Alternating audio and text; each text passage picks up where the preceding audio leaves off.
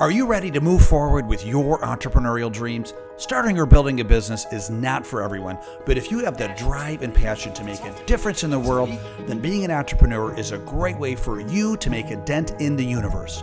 I'm David Mammano, a 7-time successful serial entrepreneur, and I am ready to help you. On Avanti Entrepreneur TV, I will interview some of the most successful business owners of our time. The goal is to get you the knowledge and inspiration you need so that you can bring your entrepreneurial dreams to the next level. Avanti means move forward in Italian, and that's exactly what you will do when you watch Avanti Entrepreneur TV.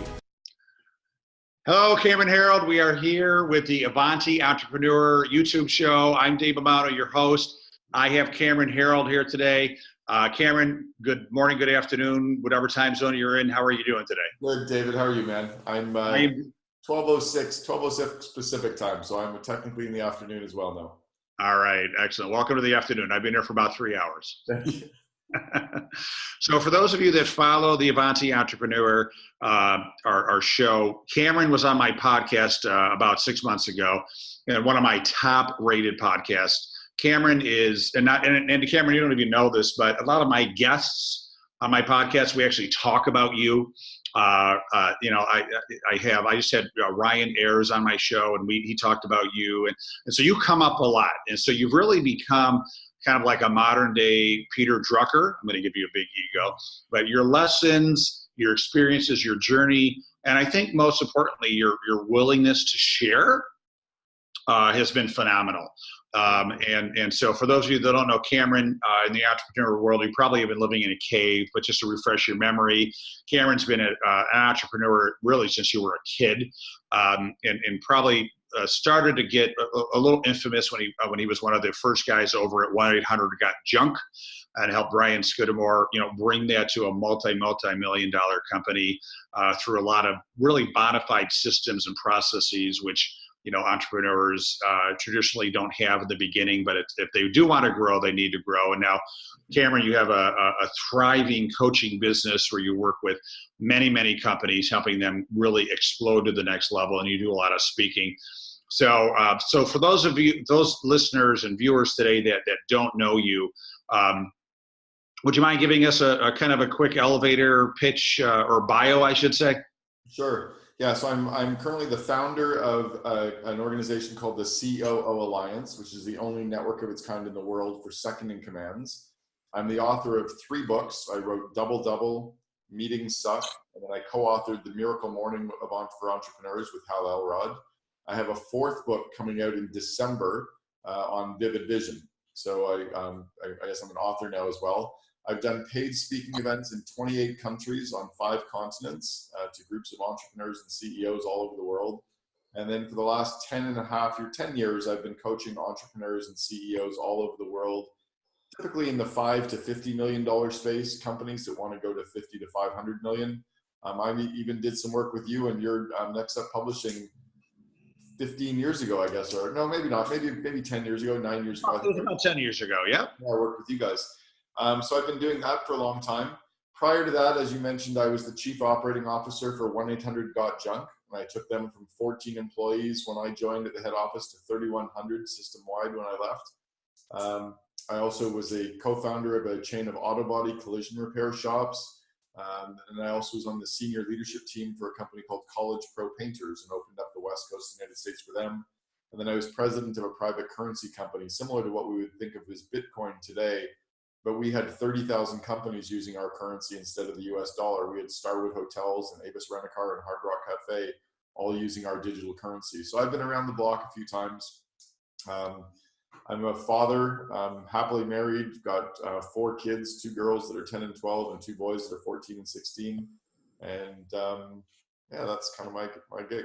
Yeah, it's a good gig. It's a full gig, right? Full gig. And Cameron, you're one of my favorite, I'll say, teachers, because you're not only a teacher, but you quickly raise your hand and say, I'm also a student, because I know some people get to a certain level. In fact, some guy told me yesterday, I asked him to come to a conference, and he goes, well, I don't really attend conferences anymore because I like to speak at them.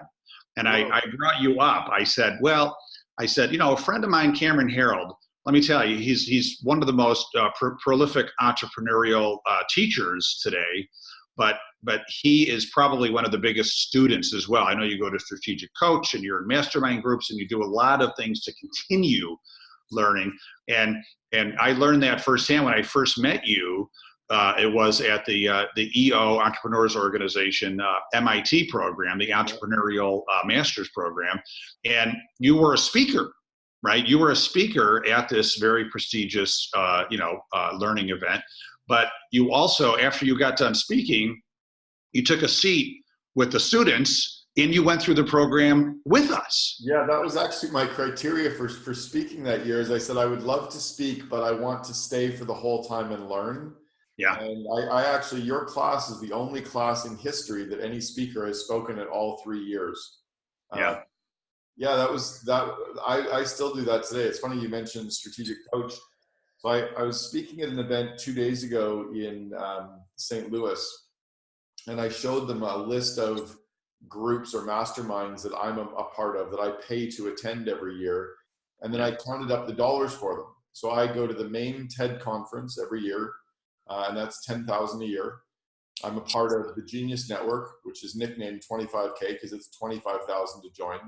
Yeah. I'm a part of Dan Sullivan's strategic coach in his 10X program, and that's 20,000 a year. I go to Baby Bathwater, and that was 7,000. I go to Mastermind Talks, that's 10,000. I've gone to some Maverick events, which are about 7,000. So last year alone, in 2017, I will have spent 81,000 to attend mastermind groups and conferences, to be there in the audience as an attendee, plus my flight and hotel. So I'm probably at about 90,000 a year that I invest in my own personal growth. So, from that, I get clients and I grow and I learn and I get inspired. But I think if you're not investing seriously in your own growth, as Ray Kroc from McDonald's said, when you're green, you're growing, and when you're ripe, you're rotting. So right. I'm growing. Yep, I like that. Well, and you're humble enough to say that you still can grow. I think a lot of people get to the top of their game, quote unquote, and then their ego gets in the way of saying, no, I don't know it all. I still need to be humble and learn. Yeah, if you're the smartest guy in the room, you're in the wrong room. Yeah. And unfortunately, when you're a speaker, you're often in there as the expert, and you feel like you're the expert. The reality is there's a lot of business lessons and personal lessons in those rooms from other entrepreneurs and CEOs that I always learn from. So I'm constantly learning, and I think that's part of the excitement for me, is that I don't feel like I'm there. Yeah, that's great.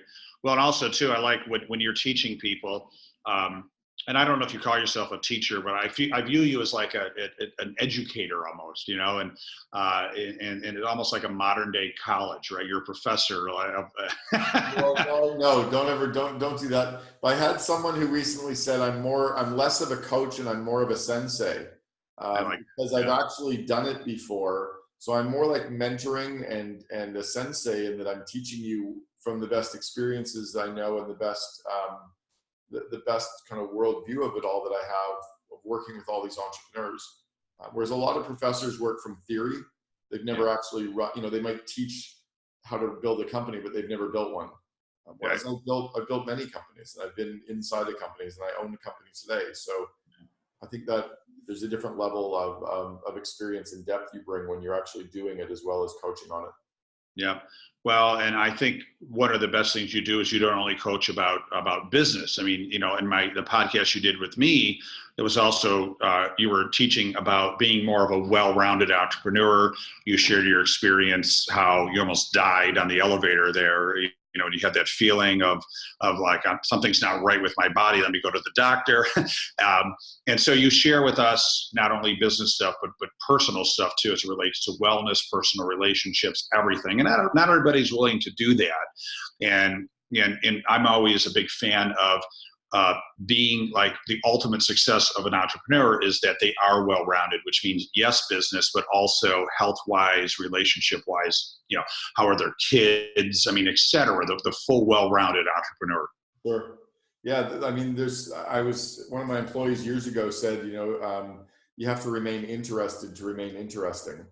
And I think a lot of entrepreneurs, all they have to talk about is their business. And the reality is it gets kind of boring because nobody really cares.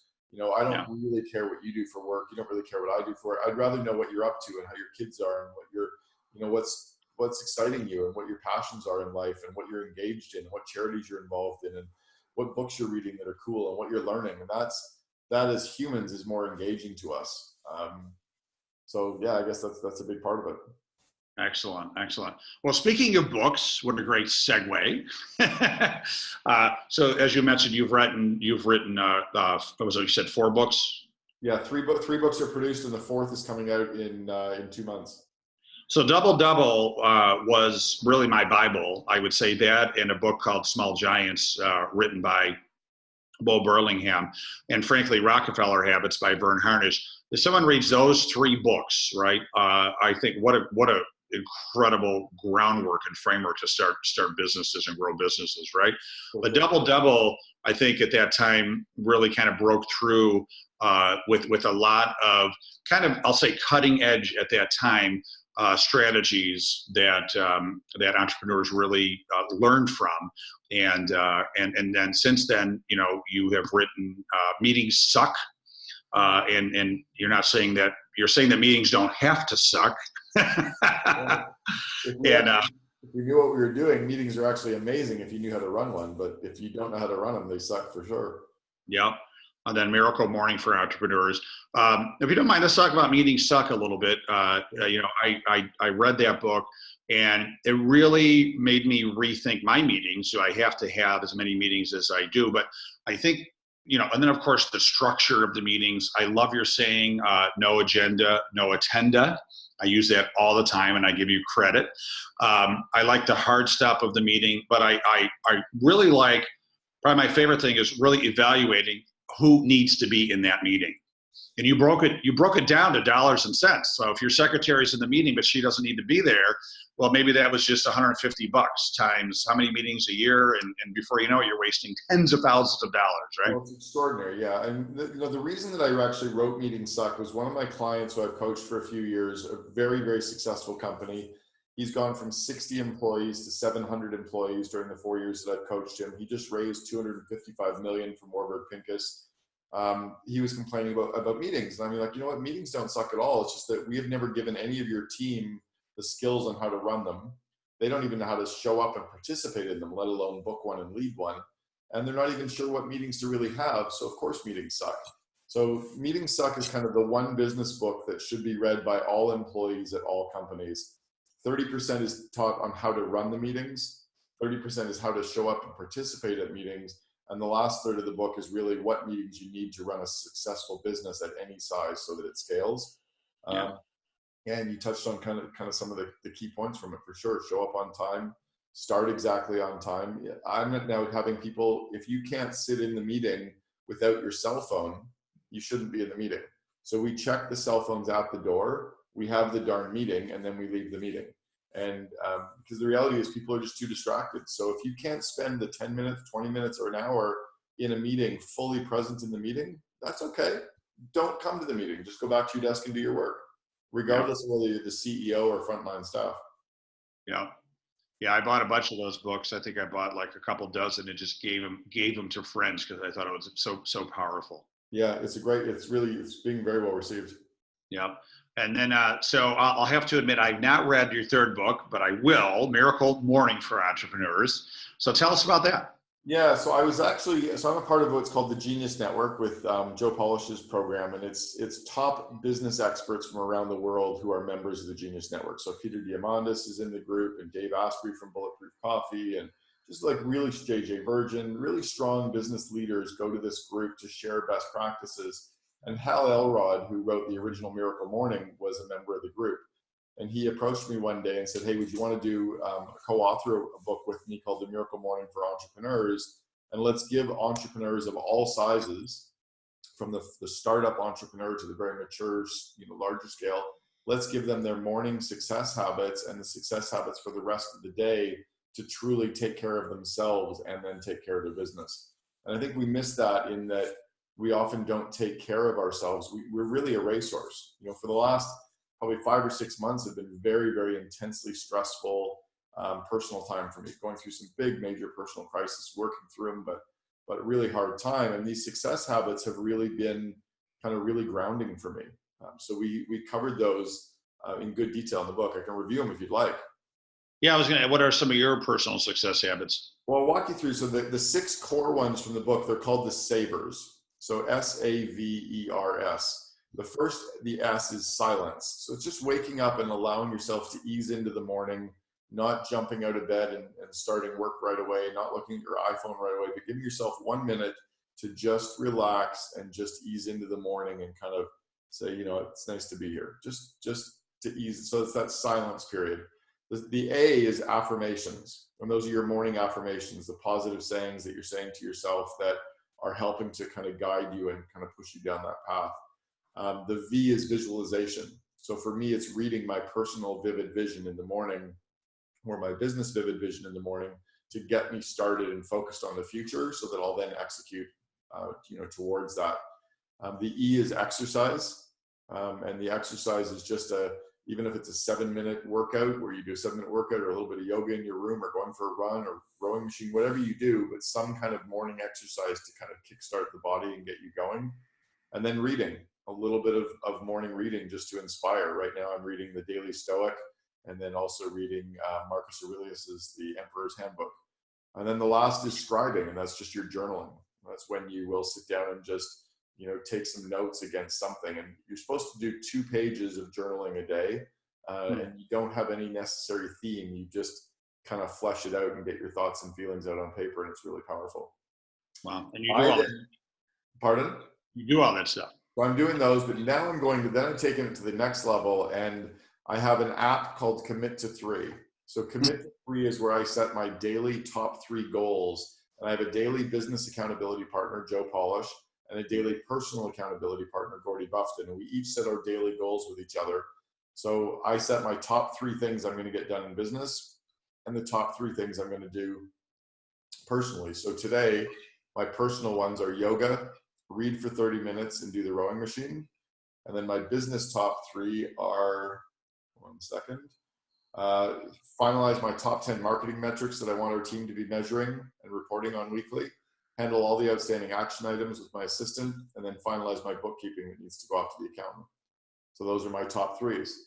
So then I use another app called The Way of Life. And The Way of Life is where I track all my daily habits. So those are reading the Daily Stoic, having a cold shower, rowing machine, smudging myself, tracking my breathing, yoga, no coffee, stretching, meditating, journaling for 2 pages, gratitude journal, lemon water, doing my Commit to 3, reading my vivid vision, drinking lots of water, running, reading, and taking vitamins. My God, that'd be like the perfect day.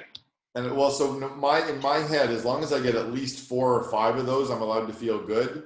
But my goal is to try to get as many of those as green as possible. Wow. So that just kind of anal retentive OCD-ness gives me a list. But I'll tell you what, 6 months ago, I wasn't doing any of it. Yeah. I was waking up in the morning. I would look at my phone right away. I would rush to get some espresso. I would be tired. I would stay in bed to the last possible minute so that I could start my coaching call. I was groggy. I wasn't exercising. I would eat at my desk. I would finish the day and be tired, and then I'd be grumpy and angry and stressed. And I wasn't growing up in life. I wasn't a good guy for my wife to be around. I wasn't fun for my kids to be around. I didn't like myself. Then I would drink at the end of the day to make myself feel better, and I'd wake up in the morning tired. Fuck, which day do I prefer? Little Groundhog Day that you ended up changing to a different day. Some of it was I had to, right? Some of it was I recognized that I had to, and then some of it now is I want to. And so I'm in this process of enjoying those daily habits. I mean, the cold shower is one I only added about 4 weeks ago. It's tough, man. It's tough in the morning, like in Canada, on a rainy day, to have a cold shower. But you know what? I finish with my warm shower, and then I try to do a 30-second blast with cold, and you hop around in the shower and sound like a bit of an idiot, but somehow it jumpstarts you. It's good. So you could feel the effect of it, like it gets you a little hit the ground running a little bit faster. Instantly.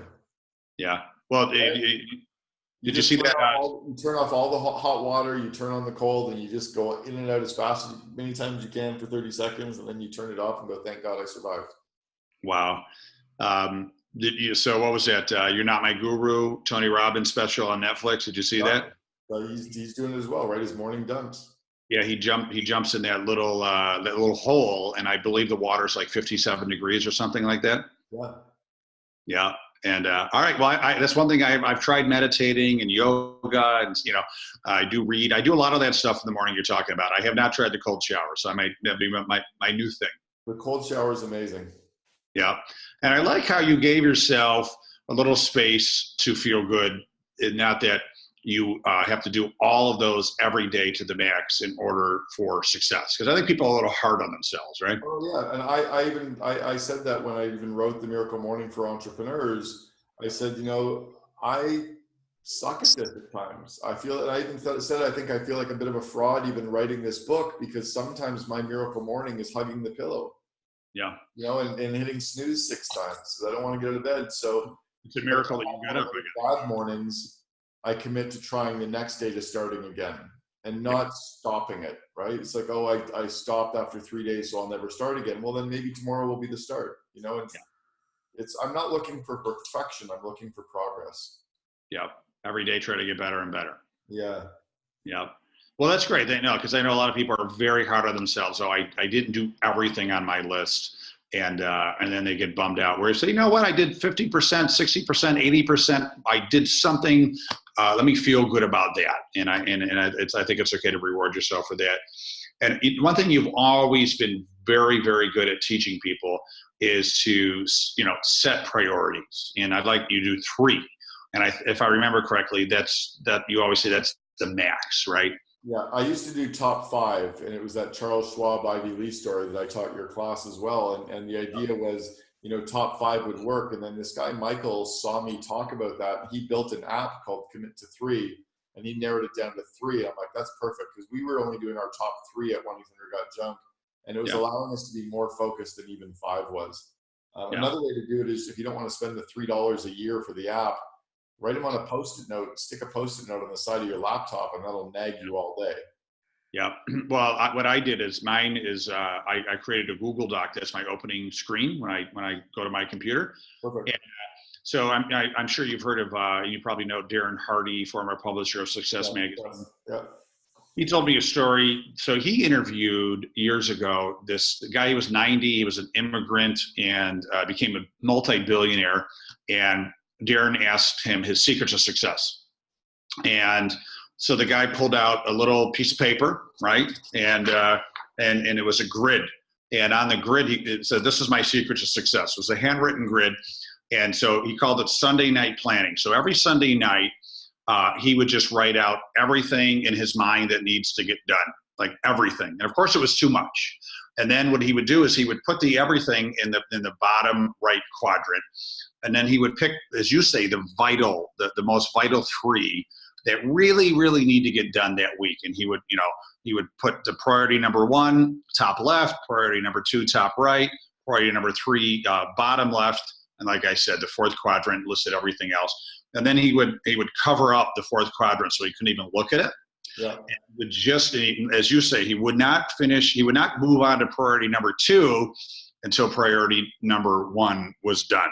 Exactly. And that's what's the secret to success. All these fancy systems out there, such a simple, and when it comes down to it, it's so simple. Pick your top 3 and stick to it, right? Work on the critical few things versus the important many. Life is pretty simple when you stay focused. Yeah. And that's great. So what are some things you're working on today that you like to share with us? What are some exciting new strategies or new projects that you're working on today that might excite our viewers here? Well, personally, I got into yoga, and that's been like awesome. I would have never seen me doing yoga, but man, have you ever done it? I have done yoga, and I like it. I have, you can only connect with so many things. As you can probably tell, I love weightlifting. And I love running. So there's only so many things I could do in my miracle morning. But I do fit in yoga every now and then.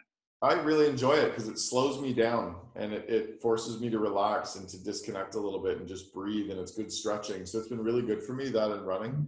So I really committed to those. I ran my first marathon last October, in fact, a year ago last week. So that was kind of cool. On the business side, I'm getting my 4th book out the door is big. launching the COO Alliance, which again is the only network of its kind in the world for second in commands. There's a million groups for entrepreneurs, and there's all these organizations that are coaching and trying to teach entrepreneurs. But the reality is it's often the COO who really needs the skill set to grow the company, and we weren't ever giving them the resources or the space. And they would show up at all these entrepreneur events, but they never felt like the cool kid. And we're trying to give them the space where they can go and learn and connect and share with each other. And then building out my team. I've got a really good team that I'm starting to build out now. I've got a great director of operations, good executive assistant, got a good digital marketer. I'm starting some PR stuff, which is starting up this week related to the book launch.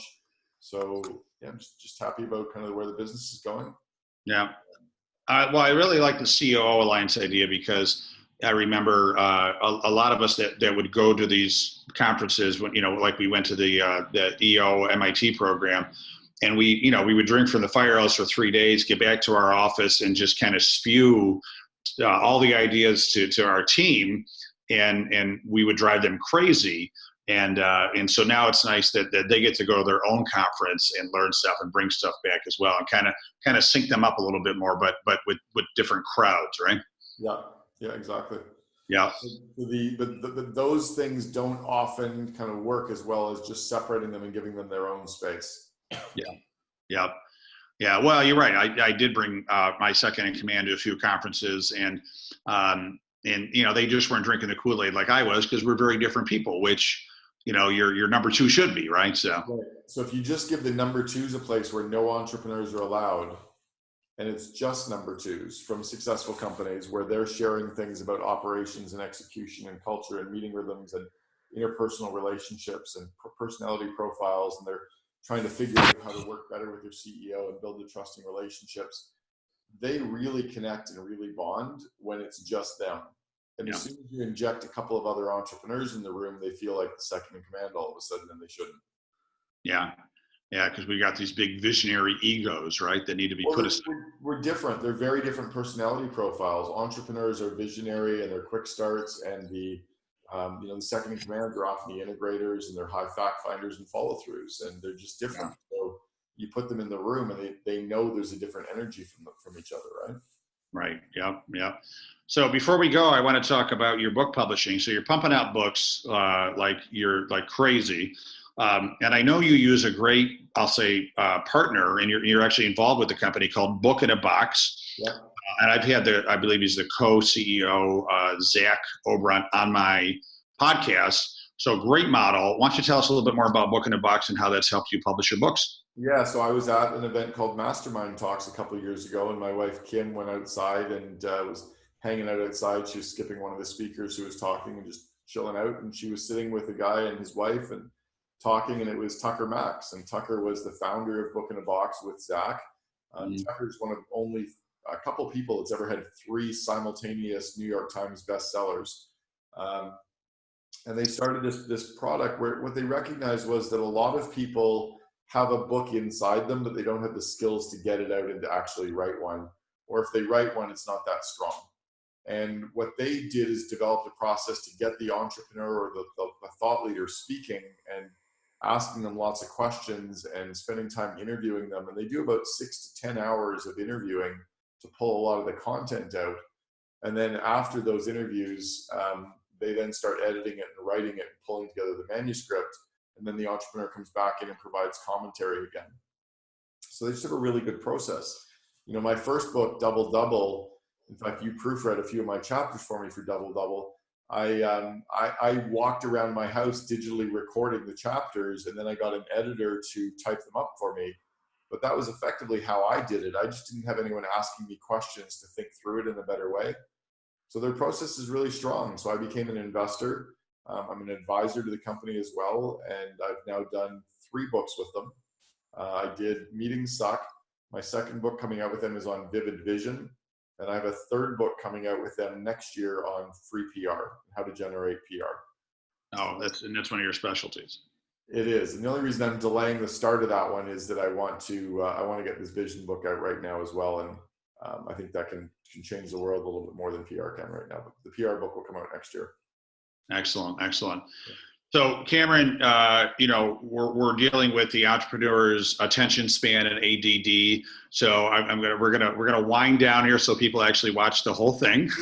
But really appreciate it. Once again, thank you for all your contributions to the entrepreneurial ecosystem of the world.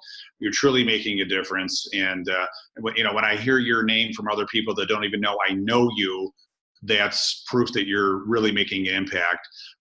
It's so funny every now and then. So you mentioned that I helped you. I read a few chapters in Double Double before you published it, and you were nice enough to thank a lot of the people in the front of the book that were a part of your life at that time and helped you. And you mentioned me. And every now and then I'll get an email of someone who bought the book, and oh my God, Cameron mentioned you. How cool, You were one of the first guys who actually you proofread some of the very first chapters for me with that book. I remember back then too.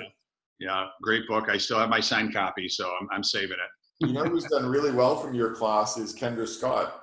Oh my God! Talk about a superstar, right? She just raised a couple $100 million. I think her valuation on her company is $1.2 billion right now. Yep.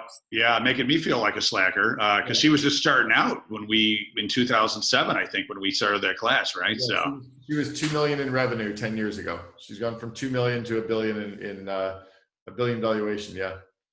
Well, so about 5 years ago, she was still accessible, and I I planned an EO conference here in Rochester. We called it EO Mega. And it's an all-day conference, and we had you one year too. We have like 3 or 4 speakers all in one day, and I was able to get Kendra to come to the conference and speak, and people are still talking about how great that was because now she is such a superstar. Oh, yeah. And now today, if I get her to return my text, I'm very lucky. But yeah, she's done so well. So yeah, that's fantastic. Yeah, we were at her wedding a couple of years ago, and she was at our wedding. She's married to a great guy. Great, she's done really, really well for herself. It's cool. Yeah, very good. Well, Cameron, if people want to reach out to you and get in touch, what's the best way? If they go to CameronHerold.com, it's Herold, CameronHerold.com, they can actually download all my speaking videos from my speaking events. There's links to the books, but all of my books are on Amazon, Audible, and iTunes. So Double Double, Meetings Suck, and The Miracle Morning for Entrepreneurs. And then the Vivid Vision book will be out in December. Great. Excellent. Well, congratulations on all your success, Cameron. Thank you so much for sharing everything. Thanks, David. Thanks for having me on again. Appreciate it. No, thank you. Take care.